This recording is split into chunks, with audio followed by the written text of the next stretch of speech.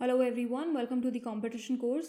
ये state wise national park series का lecture 6 है और इसमें हम उत्तर प्रदेश के नेशनल पार्क्स कवर करने वाले हैं। इससे पहले फर्स्ट 5 लेक्चर्स में हम लोगों ने जम्मू एंड कश्मीर, हिमाचल प्रदेश, उत्तराखंड, हरियाणा और राजस्थान के नेशनल पार्क्स कवर किए हैं। सो अगर आप लोगों ने वो वीडियोज़ नहीं देखे हैं तो आप उन्हें द कॉम्पिटिशन कोर्स के यूट्यूब चैनल पर जा करके देख सकते हैं। सो यूपी में सिर्फ एक ही नेशनल पार्क है, दुधवा नेशनल पार्क।